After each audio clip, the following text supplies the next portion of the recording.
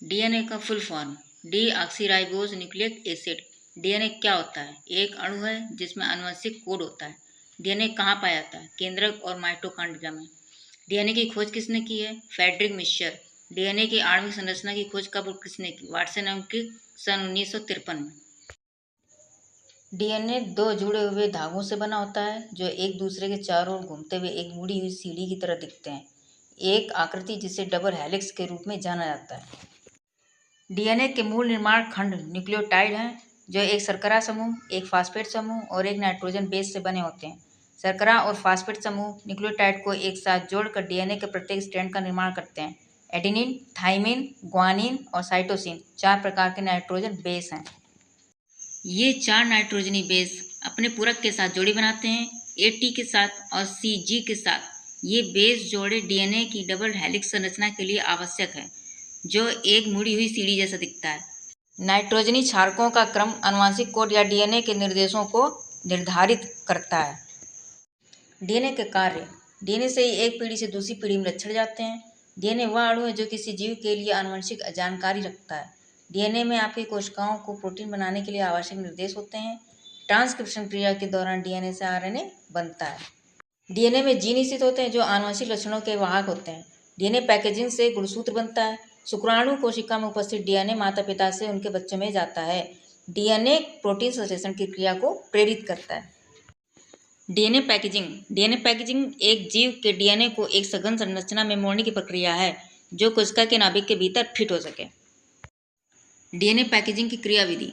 कोशिकाएं अपने डीएनए को हिस्टोन प्रोटीन के चारों ओर लपेटकर एक संघनित संरचना बनाती हैं जिसे क्रोमेटिन कहते हैं। क्रोमेटिन को आगे मोड़कर विभिन्न संरचनाएं बनाई जाती हैं जो गुणसूत्र बनाती हैं। डीएनए बैकबोन में फास्फेट समूहों की उपस्थिति के कारण यह डबल हेलिक्स नकारात्मक रूप से चार्ज होता है। कोशिका हिस्टोन प्रोटीन बनाती है जो नकारात्मक चार्ज को संतुलित करने के लिए डीएनए को बांधती है। ये हिस्टोन प्रोटीन डीएनए पैकेजिंग में शामिल होते हैं।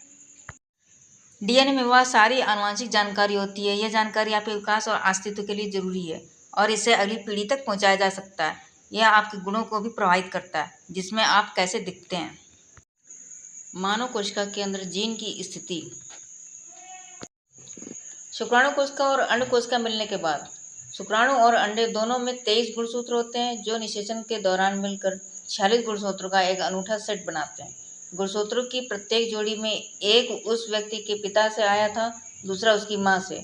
जैसे ही अंडे और शुक्राणु बनते हैं उन्हें प्रत्येक जोड़ी से एक गुणसूत्र प्राप्त होता है। DNA cloning. जीन क्लोनिंग में किसी जीव के जीनोम से एक जीन को निकालना और फिर उस पृथक जीन को बैक्टीरिया कोशिका के जीनोम में रखना शामिल है। विश्व में पहला जंतु क्लोन भेड़ का उत्पन्न कराया गया जिसका नाम डॉली रखा गया है। डीएनए क्लोनिंग की खोज। स्कॉटिश वैज्ञानिक डॉक्टर शियान विल्मट। डीएनए में जीन स्थित होते हैं जो आनुवंशिक लक्षणों के वाहक होते हैं। डीएनए क्लोनिंग की क्रियाविधि। क्लोनिंग आणविक जीव विज्ञान तकनीकों का उपयोग किया जाता है। सबसे पहले रुचि के जीन को काटा जाता है और पुनः संयोजक डीएनए बनाने के लिए प्लाज्मिड जैसे वेक्टर में चिपकाया जाता है। डीएनए रिपेयरिंग एक ऐसी प्रक्रिया है जिसके जरिए कोशिकाएं अपने क्षतिग्रस्त डीएनए को पहचानती हैं और ठीक करती हैं। डीएनए रिपेयरिंग की क्रियाविधि। DNA excision.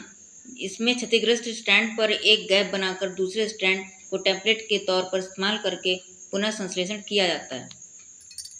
जीनोम किसी जीव की आनुवंशिक जानकारी का पूरा सेट होता है।